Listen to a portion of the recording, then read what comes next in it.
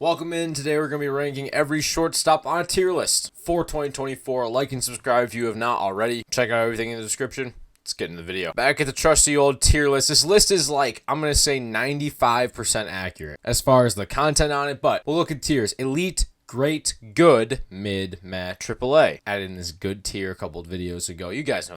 There's probably a little more than 30 here. We're not going to do all of them. There's a few that are definitely not shortstop starting for a team. Hopefully every team has one. The only team I'm looking at this and I'm thinking, I don't think their shortstop is here, is the White Sox, because Tim Anderson is a free agent.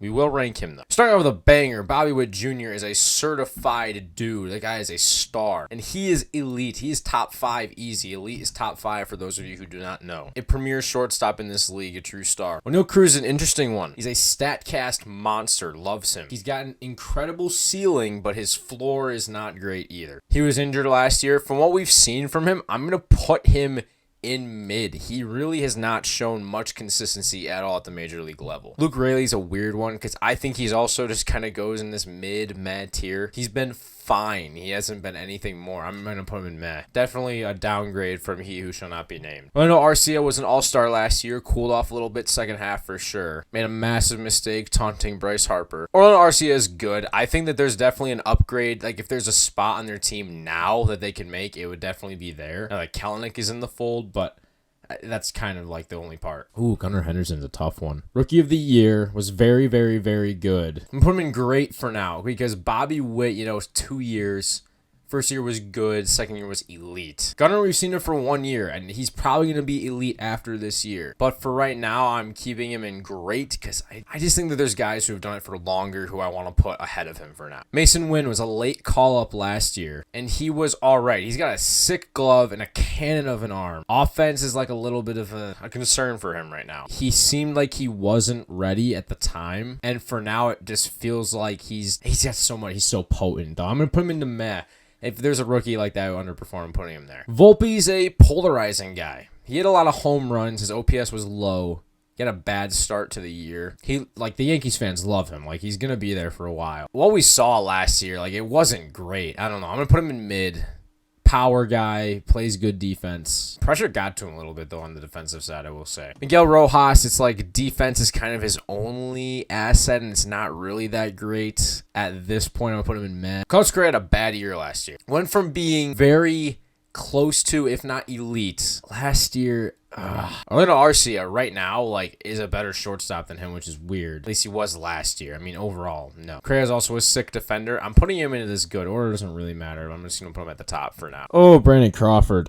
He's still, kind of good with his glove. I would not be signing him if I was a team. Legendary career, but right now, he is AAA level. He cannot hit. Ezequiel Tovar is another interesting one. Young guy. Believe he played in 2022 a little bit. 2023 is his first full year. And he was all right. I think that performance-wise, I know it's Coors.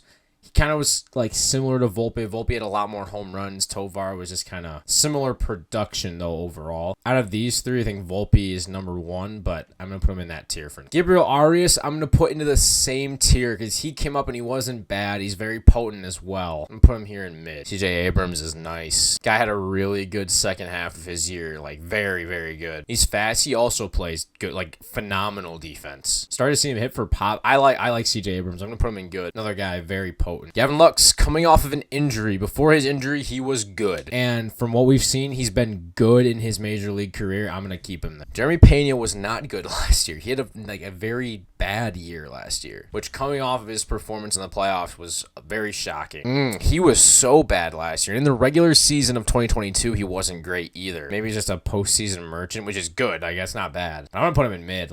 There's not much else to say. A special thanks to the sponsor of today's video, Private Internet Access. A virtual private network, or a VPN, is an app that hides your IP address and safeguards your internet connection through an encrypted tunnel. Watching Sentry 17 videos without PIA is like tuning on a 24/7 coverage, but you can only follow a fraction of the news. Private Internet Access is the world's most transparent VPN provider with over 30 million downloads. They never record or store user data. This VPN works with all major streaming services as well, and it is available available in all platforms. You can also protect an unlimited amount of devices at the same time. Plus, setting up a connection and establishing a server is super easy. By using the link in the description, viewers can grab 83% off discount. Yes, 83%. Plus 4 extra months free by using the link in the description. It's risk-free and there's a 30-day money-back guarantee. And 24/7 customer support is always available. So again, use the link in the description to get 83% off and 3 months of PIA. A special thanks to Private Internet Access for sponsoring today's video. Corey Seager was the best shortstop in baseball this year. He was incredible. And then when you got to the postseason, it was like every time that it was a home run spot. Every single time he came up with a big hit for them. Can't argue with the results. JP Crawford is a nice piece. However, I don't think he's great. I think he goes in good. He had a nice year last year, but I would not compare him with Gunnar Henderson. All right, here comes the homer, homer chance. Trey Turner's still elite. I know he had a bad year. Apparently, he only needed was some love. 4 months of the season.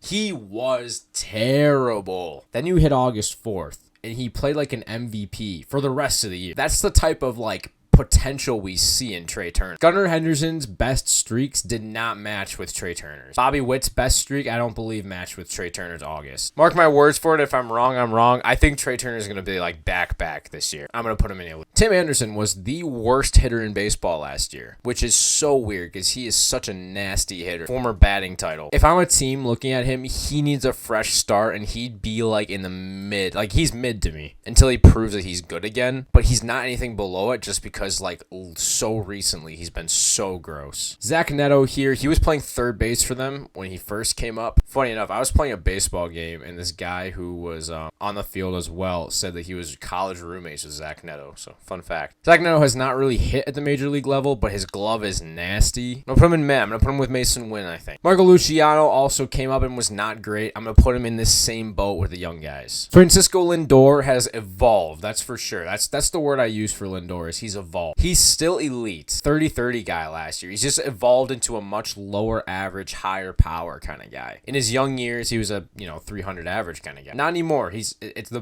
best word to say is he's evolved into a much different player, but he's still elite. He's gross defensively. Geraldo Perdomo had a great first couple months, I should say. Was not good after that. Switch hitter, kind of weak. I don't think Perdomo is much more than I don't think he's much better than Luke Raley, bro. I'm gonna be real. I'm gonna put him in this tier. I also am reconsidering. I'm gonna put Tovar into this tier. And I've just realized now that this is not Gabriel Arias. This is Brian Rocchio. And he also came up and was not very good. I'm going to put him down into the meh. I'm sorry for that error. So I think I fixed that tier now. That's good. Let's move to Dansby Swanson, who's in great. I don't think he's elite. High 7s OPS, good glove. Nice power guy. It was a good pickup by the Cubs. The contract doesn't look disastrous either. So I'm going to put him in great. I think he's a little bit lower than Gunnar. But definitely above these guys for sure. Willie Adames was hurt last year, and when he wasn't hurt, he wasn't great. He's been great in the past, but for now, I got to put him in this same boat with a Correa type. He never was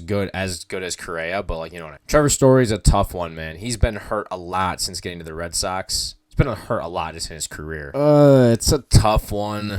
He's mid. When he's healthy, he's not great either. So Javi Baez is so weird. Swings at just about anything you throw at him. Hasn't been good since going to the Tigers. I think he also had an opt-out, which I don't. Oh wait, he didn't take the opt-out. I remember that. Javi's meh. He's not been good. Xander Bogaerts was under the radar, fine last year.